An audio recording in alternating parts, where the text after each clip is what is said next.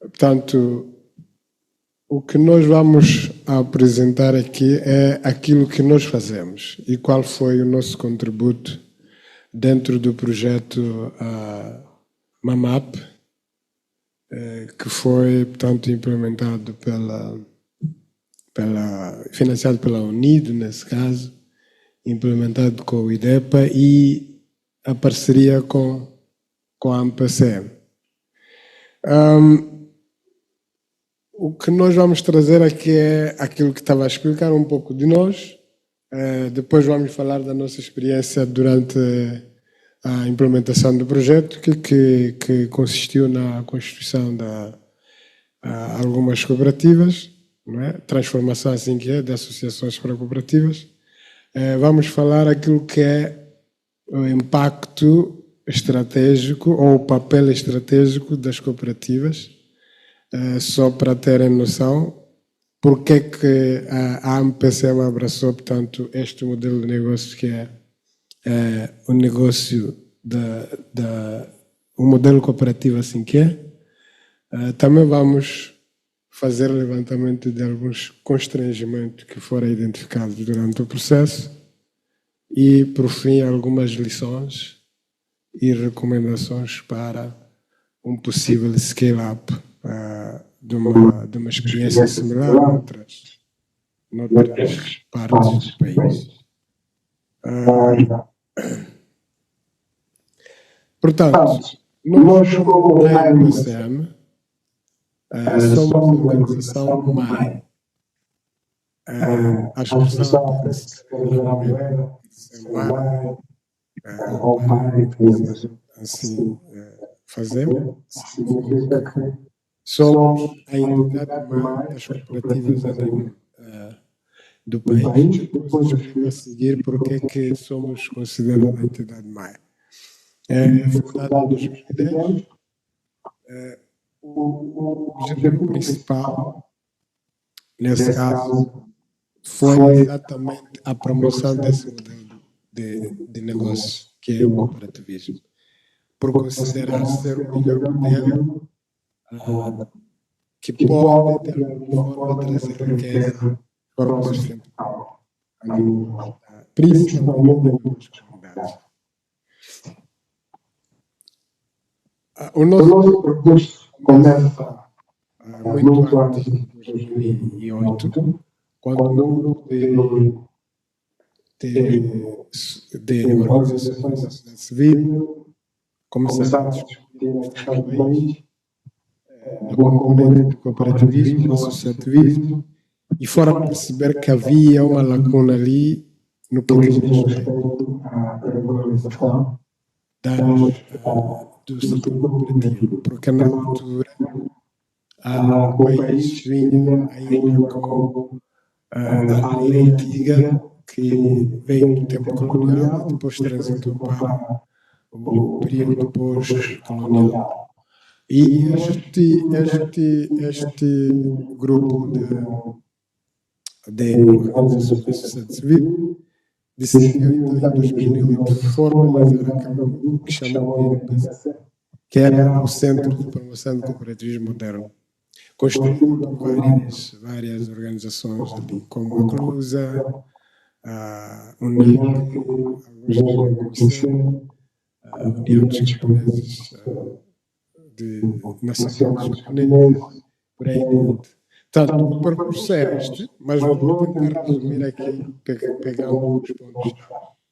E depois desse grupo, houve, portanto, uma movimentação no nível do país, assim como no exterior, para escolher modelos de negócios cooperativos que eram praticados nesse grupo. Porque, como disse anteriormente, a prática do cooperativismo que existia naquela altura, na periferia, estava deslocada, assim que é, aquilo que é a realidade do país, da região, assim como do mundo, do resto do mundo. Então foi feita uma movimentação a nível nacional, assim como em outros países, e chegou-se a produziu a elaborar a Lei Geral das Cooperativas, que é a Lei 23/2009, Lei Geral sobre as Cooperativas de 8 de setembro. Este é onde começa, portanto, a história da AMPCA. E depois disso, a organização sentiu necessidade que devia constituir uma organização que pudesse velar por esta matéria dali para frente, uma vez que eram organizações, outras eram estrangeiras, outras locais. Então, sentiu necessidade de criar uma organização nacional para poder velar por esta matéria do cooperativismo. E daí foi o processo todo. E abrimos o primeiro escritório no mesmo ano, né, que foi construído em 2010. 4 anos depois, abrimos a delegação em Nampula, delegação regional, e começamos a construir cooperativas até chegar um grande marco que aconteceu este ano foi a aprovação do regulamento da lei das cooperativas. Então, como podem ver, ficamos este todo o tempo, acima de 16 anos. A lei não tinha regulamento, então havia disso também vários desafios ligados a esta inexistência do regulamento. Fomos enfrentando, mas já está minimamente ultrapassado. A seguir são questões de segmento. Como percebe, mais uma vez, a missão é o cooperativismo, a visão é nos tornarmos, como organização, uma organização efetivamente apex que melhor representa os interesses dos seus membros. Os valores são aqueles todos do cooperativismo, que tem a ver com a transparência, boa governação, autodeterminação, justiça, inclusão e resiliência por aí em diante. Como organização, temos uma estrutura de funcionamento que, tanto o topo da hierarquia está a Assembleia Geral, que é composta por todos os cooperativistas na situação legal, na situação sem nenhuma assim que é, para com a associação. No nível a seguir temos o Conselho de Direção, que tem um presidente e os seus membros. Temos a mesa, que geralmente tem um papel de coordenar as atividades da Assembleia Geral. Pode ser uma Assembleia ad hoc, ou pode ser uma Assembleia, quer dizer, membros da Assembleia construídos a conta da realização da Assembleia Geral. Temos o Conselho Fiscal, que a função é mesmo fiscalizar as atividades realizadas pelo Conselho de Direção, que delega ações através da direção executiva, que tem o seu grupo de profissionais que fazem funcionar a máquina.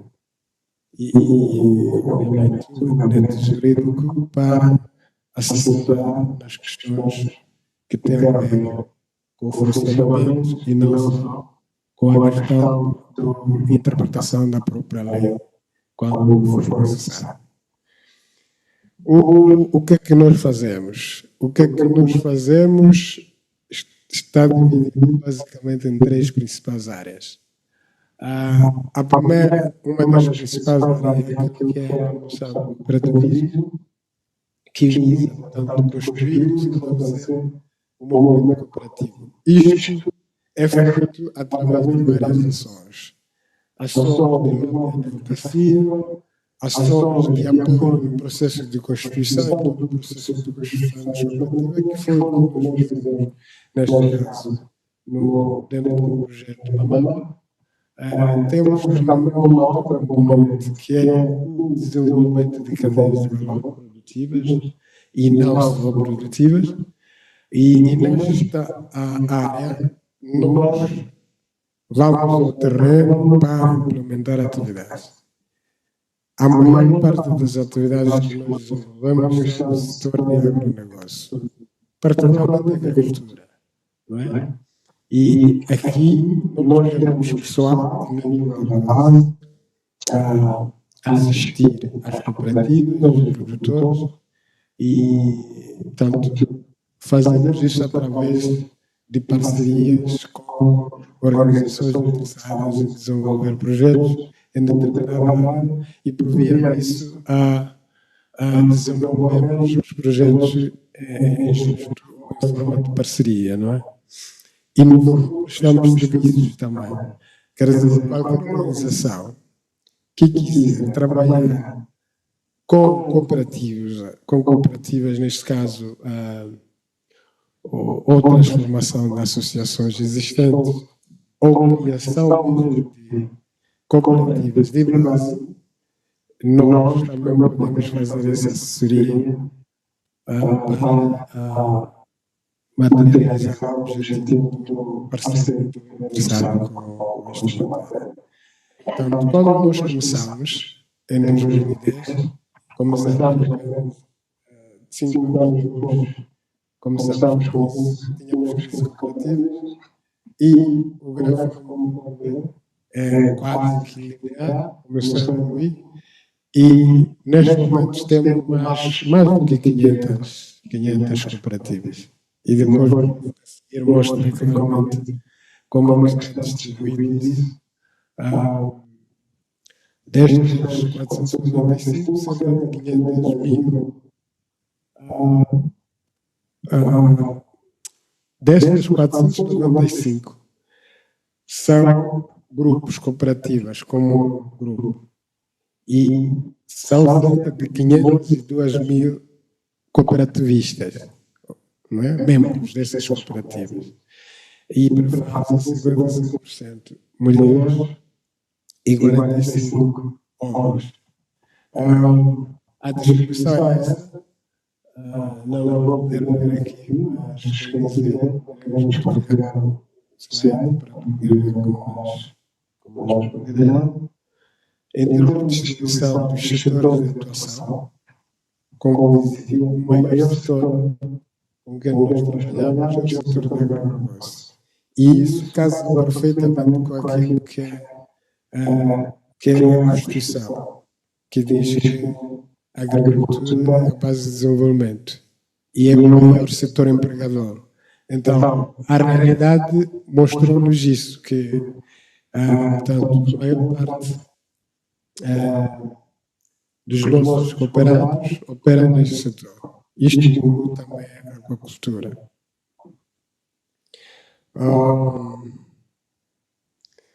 Portanto, porque as cooperativas?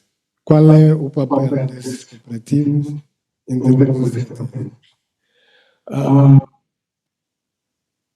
as cooperativas, por si, elas permitem organizar, não é? Um ecossistema da base para o topo. Significa que qualquer entidade, qualquer multinacional, qualquer empresa de grande porte, pequena, que quiser investir numa determinada área, seja principalmente produtiva, pode adotar um modelo cooperativo para conseguir resultados da maneira mais eficiente possível. Por quê? Porque usando o modelo cooperativo, com a base organizada, ele consegue obter o seu produto com menos custo. Porque o produto é produzido a partir da base. E na base tem muita gente organizada em grupos, em cooperativo. E isso responde ou é respondido através de exemplos claros, como, por exemplo, a cooperativa de leite da Índia, da Amul, né? Que é uma das maiores produtoras de leite, que consegue agregar ou incluir cerca de 3,2 milhões de famílias, de pessoas, até chegar ao ponto de família com duas cabeças apenas conseguem fornecer a essa cadeia. Então, a Mira é um dos exemplos que mostra qual é o papel das cooperativas de forma estratégica. Existem vários outros exemplos. Aqui na Quênia temos a SACCO, que são as cooperativas de crédito e rotativo e poupança, que também estão a fazer muito sucesso, conseguem fornecer crédito às pessoas que a banca tradicional não consegue fornecer, mas esses conseguem obter crédito através dessas cooperativas. SACCO. Temos vários outros exemplos no Brasil, por aí em diante, por aí fora. Então, isto é um exemplo das questões estratégicas que as cooperativas podem trazer, não é? Já falamos de economia de escala, dei aqui alguns exemplos. Concretamente, quando falamos de economia de escala, refletem basicamente nessas questões. Podem facilitar o acesso a insumos essenciais para todos, através de volume, insumos coletivos, se é aquilo que eu estava a explicar. Se alguém quer fazer uma intervenção numa determinada área, a melhor forma de organizar as pessoas. Não que o cooperativismo ou a cooperativa seja a única, existem várias formas, mas no nosso território moçambicano, as outras formas de organização não fornecem as mesmas vantagens que as cooperativas. Por quê? Na associação, por exemplo, tem a questão de desenvolver atividades de forma filantrópica, que é diferente do cooperativismo. O cooperativismo agrega a questão, é a parte social, sim, mas também agrega a parte comercial, que foi isso que acabamos fazendo no projeto Mamão.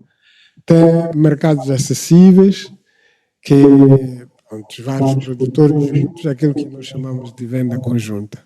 Temos várias experiências na cadeia de valor de castanha de caju, quando nas campanhas de castanha de caju, na Pula, onde temos maior número de produtores de castanha de caju e cooperativas, as cooperativas conseguem contribuir significativamente, digamos 10% do volume de todo o país, que o país consegue produzir, só para dar um exemplo. Ok? Isso é por causa do mercado acessíveis. Temos a eficiência, como eu estava a dizer, todos juntos podem contribuir, por exemplo, para pagar na questão de... vamos dar um exemplo de logística, para transportar produto de um ponto A para o ponto B. O camionista, muitas vezes, tem um modelo de negócio que diz, independentemente da carga que vou levar, eu vou cobrar, ou o meu empresário cobra a capacidade do caminhão, não exatamente a quantidade de coisa. Então, juntando várias pessoas, podem fazer com que consigam encher, por exemplo, o caminhão e pagar menos custos com o pouco que cada um pode contribuir. A diversidade no setor cooperativo é o setor que mais inclusão promove. Encontramos jovens, pessoas com deficiência, mulheres, etc. Todo tipo de pessoas podem aderir a esse modelo de cooperativismo. Temos a questão de geração de emprego seguro, a questão de assegurar alimentos para a comunidade e contribuir para o desenvolvimento da comunidade onde as cooperativas estão inseridas. Tanto são as vantagens estratégicas que este modelo de negócio traz. E, no geral, isso traduz-se em quê?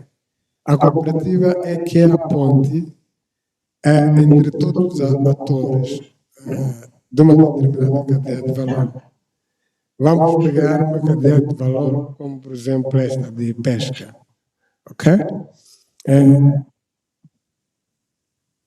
As cooperativas podem facilitar a ligação entre as indústrias, as instituições financeiras e programas governamentais de parcerias. Através de grupos bem organizados, podem se beneficiar, portanto, a esse todos os serviços e conseguir, de alguma forma, fazer funcionar toda a cadeia de valor, como deve ser. Nós como a AMPCM, é verdade que temos também nossos sonhos.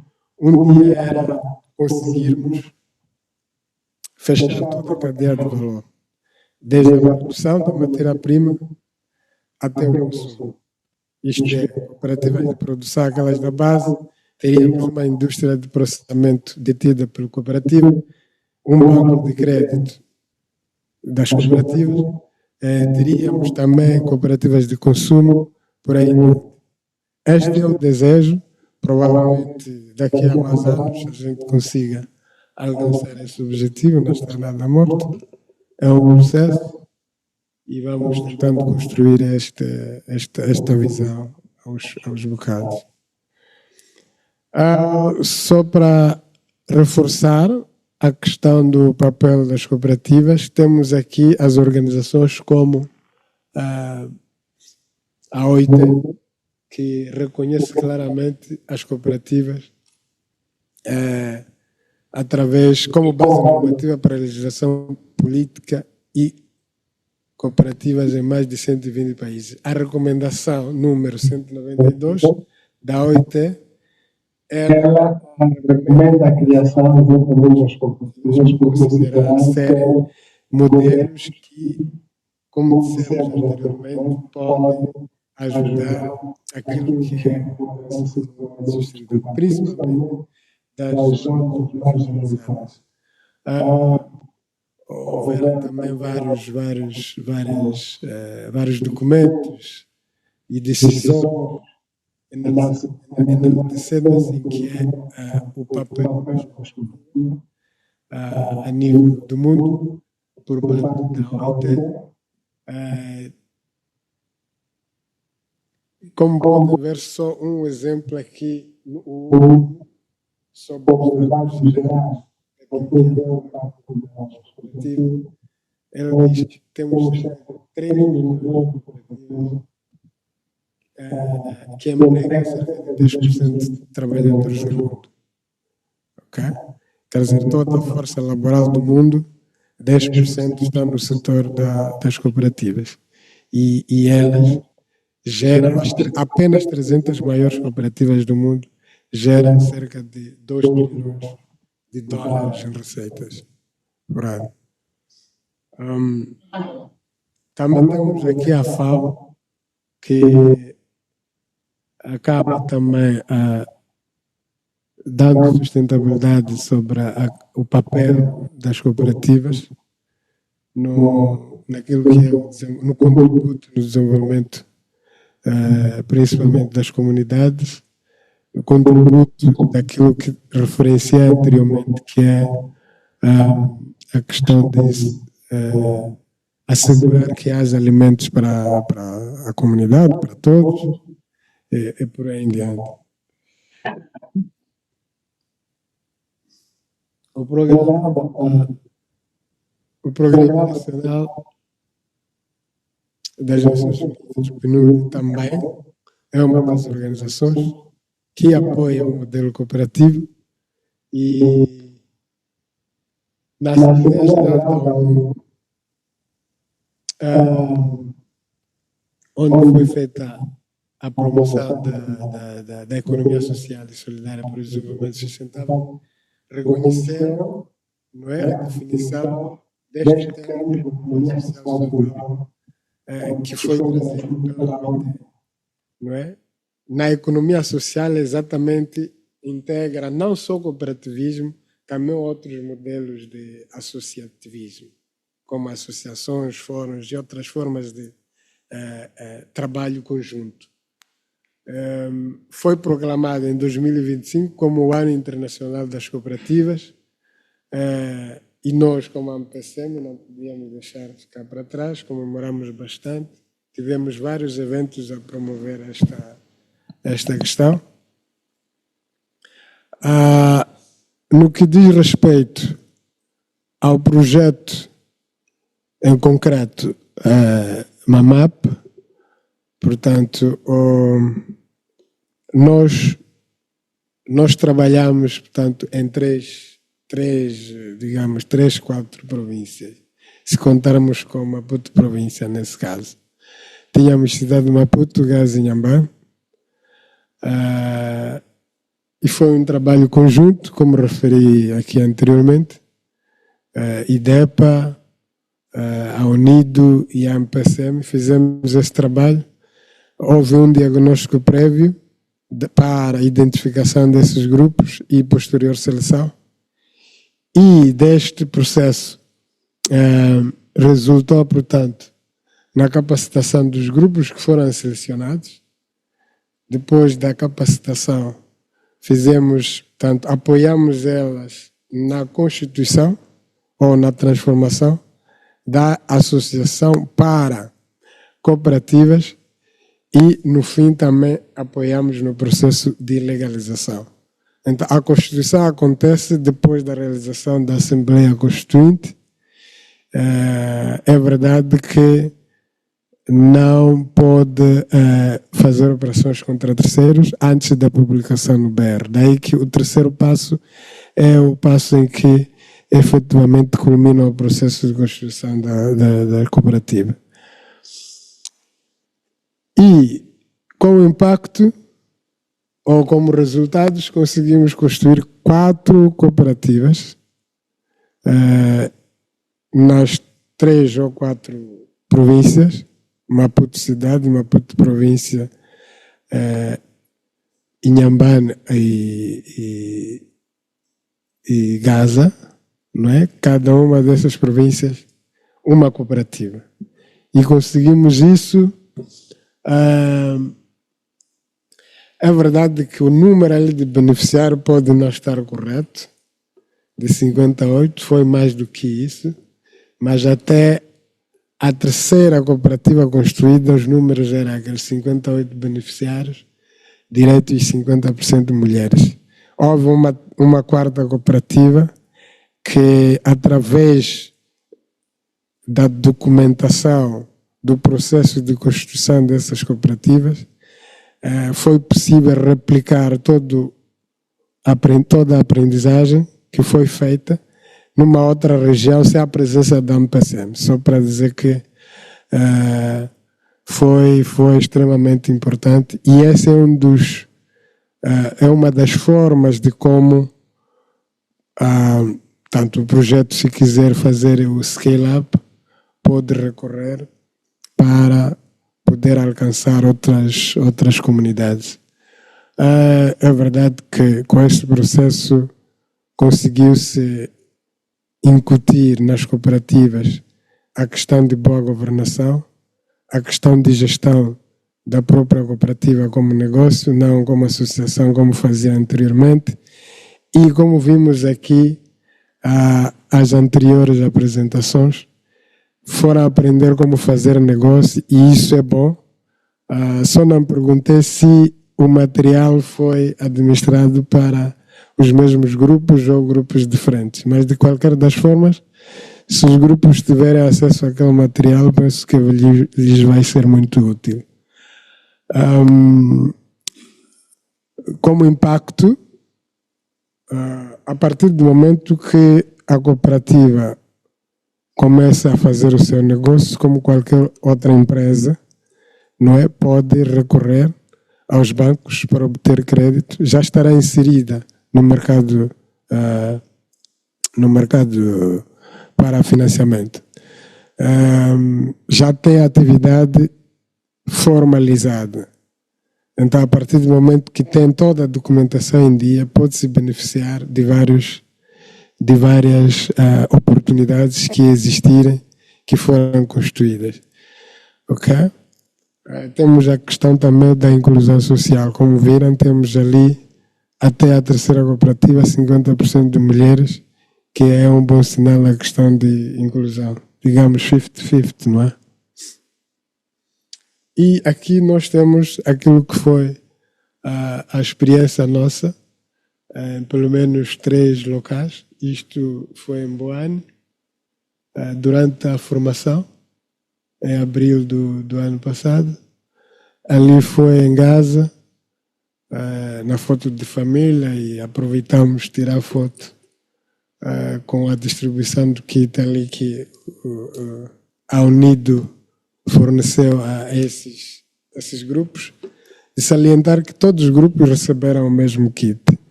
Apenas conseguimos capturar aquela foto ali, que foi também em maio do ano passado. E durante esse processo, como tinha explicado, para além do treinamento, houve um momento de constituição. A constituição da cooperativa tem que passar necessariamente pela realização da Assembleia e eleição dos membros, que deve constar nos documentos oficiais que vão passar para as entidades de registros legais. Vão querer saber quem é o presidente, quem são os órgãos sociais da cooperativa. Então, esse é o processo que foi documentado em Inhambane durante a eleição dos órgãos sociais e respectiva o processo de registro em ata, que passou a ser usado para a legalização desta e de todas as outras cooperativas onde fizemos intervenções. Pronto, aqui nós vamos trazer aquilo que foram as lições aprendidas, as principais lições aprendidas, e obviamente também aquilo que foram os entraves nesse processo todo. Nós estamos a atravessar um momento pós-eleitoral, em que algumas zonas, infelizmente, não eram seguras para lá trabalhar, e foi, portanto, isto que levou com que não pudéssemos trabalhar em algumas zonas, por recomendação das autoridades locais. Limitações financeiras fizeram com que não pudéssemos legalizar todos os grupos que foram selecionados, que foram, portanto, identificados, ou aqueles que considerávamos que poderiam ser transformados. Não foi possível, apenas conseguimos algumas. O número poderia ser mais. A questão da língua, falta de documentos de identificação dos próprios membros fundadores, e a questão de interpretação da própria lei no ato de registro por parte dos serviços de registro notariais. Este aspecto, como eu dizia, em parte é por causa da não existência do regulamento. Então, agora com o regulamento, é verdade que um treinamento desse pessoal sobre os procedimentos, eles poderão perceber melhor como é que a coisa funciona. E em termos de mitigação, pronto, tivemos que reprogramar para aqueles sítios onde não apresentavam segurança para poder trabalhar. A priorização, em vez de fazer, como não havia condições para fazer todos que estavam aptos, e priorizamos os grupos com condições mínimas, que apresentavam condições mínimas. Em algum momento, ou quase em todos os sítios, tivemos que usar intérpretes para poder traduzir aquilo que era a partilha, neste caso, do conhecimento sobre a matéria do cooperativismo. Durante o processo de constituição, trabalhamos diretamente com os colegas do IDEPA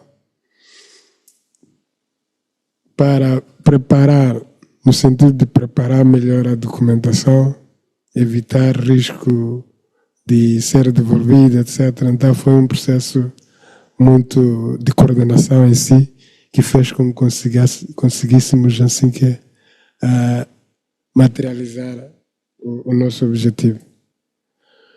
Agora sim, principais lições é que primeiro é preciso que fique claro que o processo que nós usamos para a constituição ou transformação desses grupos foi adaptado ao contexto. as condições que existiam, o timing, nível de aptidão, por aí. Porque em condições normais, a legalização de uma cooperativa pode levar, em média, no mínimo, 30 ou mais dias. Mas aqui conseguimos encontrar uma forma, daí que a preparação é fundamental neste processo e por isso nós optamos por iniciar com a formação prévia para que os beneficiários soubessem primeiro. Eles vinham com uma vantagem por ser associação, vinham trabalhando com a associação e faziam algumas questões que são necessárias também no cooperativismo, que facilitou. Por exemplo, eles faziam reuniões regulares e eram grupos construídos já há bastante tempo. Então, a introdução do cooperativismo foi, digamos, um momento só para fazer uma transição da atividade filantrópica ou social para uma atividade mais comercial. Então, foi a formação, a coordenação das equipas, a harmonização dos procedimentos, mesmo em termos da linguagem, tivemos que rever o material didático, principalmente as apresentações, para uma linguagem mais terra a terra, para que pudessem perceber melhor. E conseguimos esse feito e eu penso que no futuro também, se quiserem intervir nessas áreas, essas são as principais lições que devem ter em conta. Portanto, as recomendações quase são similares às lições principais, que é fortalecer a colaboração entre instituições. Tem um aspecto que aqui não foi incluso, que é a questão de treinamento, de alguma forma ela é cara, ok? Sendo cara, é bom muitas vezes termos alguém da comunidade que é treinada, nós chamamos de TOT, e esta pessoa ali a nível da comunidade transmite esse conhecimento para os beneficiários ou os grupos que pretendem ser transformados.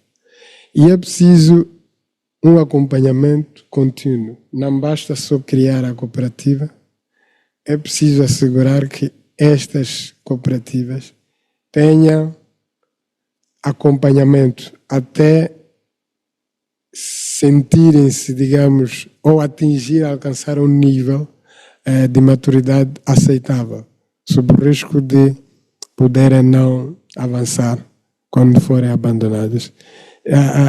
Os apoios são técnicos, são apoios legais, apoios em termos de funcionamento, por aí em diante. Como sabem, pela nossa experiência como AMPCM, os desafios no setor cooperativo, principalmente para o setor produtivo, são quase similares. A questão de falta de financiamento é geral no setor produtivo, agricultura, pesca, por aí em diante. Então, tendo linhas de financiamento adaptadas ou específicas para cada realidade, era muito bom. Nós, no passado, desenvolvemos um projeto que era,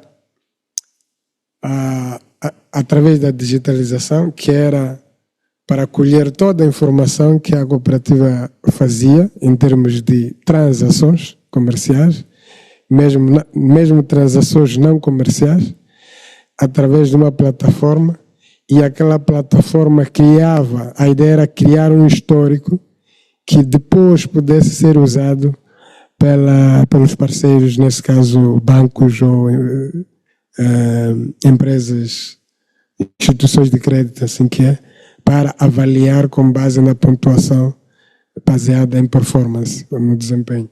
E pronto, a coisa não correu tão bem, mas ainda estamos a ver se fazemos as devidas adaptações para dar seguimento. E muito obrigado, mas para terminar, gostava de informar que a AMPCM vai realizar no dia, em parceria com o ICA, que é a Aliança Internacional das Cooperativas a nível da África. Quer dizer, é a AMPCM a nível da África. Nós somos membros do ICA. Juntamente com o governo de Moçambique, através do IPEM, vamos realizar no dia 9 a 11 um comitê técnico da Conferência Ministerial das Cooperativas de África. Então, são todos convidados para se inscreverem. Se precisarem de mais informações, podem entrar nas nossas páginas das redes sociais. Poderá encontrar lá um pouco de tudo sobre este evento. Muito obrigado.